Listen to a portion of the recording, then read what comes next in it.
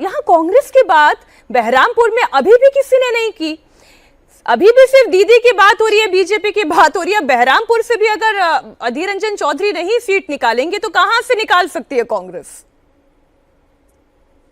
देखिए, अगर हम और आप वहां के वोटर हैं तो उस पार्टी को क्यों वोट करें जिसकी सरकार बन नहीं रही, जिसको 5 सीटें भी नहीं आ रही हैं। तो ये तो वोटर सोचेगा ना कि अगर हम कांग्रेस का एमएलए चुन करके भेजते हैं, और खास करके अधीर रंजन चौधरी को अगर चुन करके भेजते हैं, जिनका ममता बनर्जी के साथ 36 का आंकड़ा है, तो उनके विधानसभा का तो विकास होगा ही नहीं अगले 5 साल तक। तो वोटर भी देखता है ना कि भाई लेफ्ट और कांग्रेस ये 3-4 सीटों से ज्यादा जीत नहीं सकती हैं। टक्कर जो है वो टीएमसी और बीजेपी के बीच में है, तो अपना वोट क्यों वेस्ट करें। अच्छा, बंगाल में एक एक वोट के लिए कितनी मारामारी है उसकी एक और तस्वीर मैं आपको दिखाती हूँ। कई जिलों से झड़प की, मारपीट की, हिंसा की भी तस्वीरें सामने आई हैं। मुर्शिदाबाद में टीएमसी और हुमायूं कबीर की पार्टी के बीच में हिंसक झड़प हो गई, पथराव हुआ, कई गाड़ियों में तोड़फोड़ भी हो गई। साउथ दिनाजपुर के कुमारगंज में मतदान के दौरान बीजेपी उम्मीदवार शुवेंदु अधिकारी के साथ मारपीट का मामला सामने आया। शुवेंदु सरकार के साथ मारपीट का मामला सामने आया। दक्षिण सीट से बीजेपी प्रत्याशी अग्निमित्रा पॉल हैं, उनकी कार पर भीड़ ने हमला कर दिया। अब बीजेपी के अगर बड़े चेहरों को भी डराने की, धमकाने की कोशिश हो रही है, फिर आप ये कहें कि इतना केंद्रीय बल क्यों लगा दिया गया, तो फिर ये तस्वीर देखकर बात समझ में आएगी कि केंद्रीय बल की क्यों आवश्यकता थी। सिलीगुड़ी की तस्वीर आप देखें, बीजेपी और टीएमसी के कार्यकर्ता यहां पर भिड़ गए। इसके अलावा कूच बिहार और आसनसोल में भी वोटिंग के दौरान जमकर बवाल हुआ। आसनसोल दक्षिण में बीजेपी उम्मीदवार अग्निमित्रा पॉल की कार पर पथराव हुआ। इसमें अग्निमित्रा पॉल की कार के पिछले हिस्से का शीशा पूरी तरह टूट गया। यह वारदात आसनसोल दक्षिण के रहमत नगर के पास हुई। अग्निमित्रा पॉल जब यहां एक मतदान केंद्र का दौरा करने के बाद लौट रही थी, तभी उनकी कार पर पीछे से पत्थर फेंके गए। कार में पीछे बैठे हुए लोगों को चोट भी आई। अग्निमित्रा पॉल ने कहा कि इस तरह ममता चुनाव नहीं जीत सकती।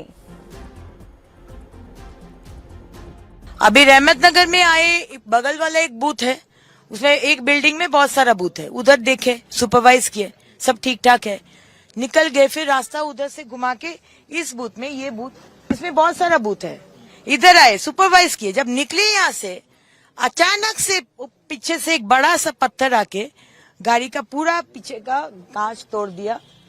मेरा सेक्रेटरी पीछे बैठा हुआ था, उसका लगा, सिक्योरिटी का लगा, हम सामने में थे तो मेरा लगा नहीं।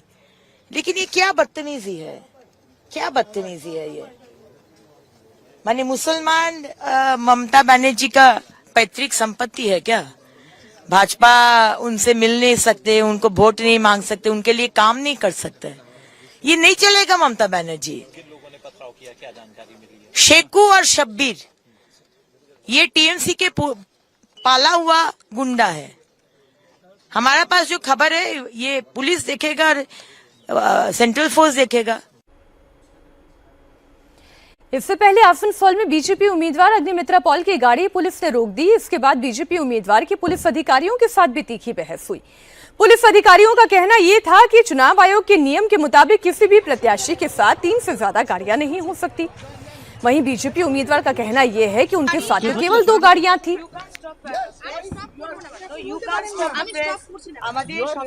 ये जो बहसबाजी हुई है उसकी भी तस्वीर आपके सामने है। अब आप राशिद जी, अब आप मानेंगे कि क्यों सीआरपीएफ की जरूरत है, क्यों सीआरपीएफ के सारे बल की जरूरत है? मीनाक्षी, देखिए, एक गंभीर समस्या है और उसको मैं क्योंकि मैं रिपोर्टर रहा हूं बहुत समय तक, आपको बताता हूं।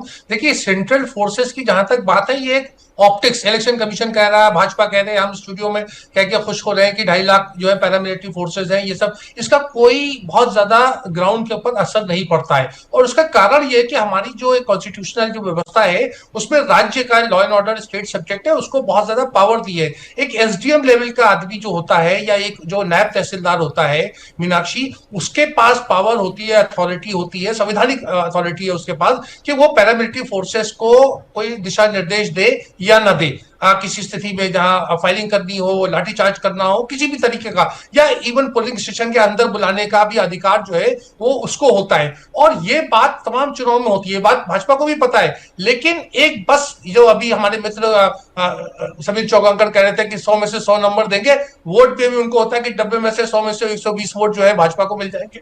अब ऐसी अगर मनोस्थिति है तो उसका कोई इलाज नहीं है।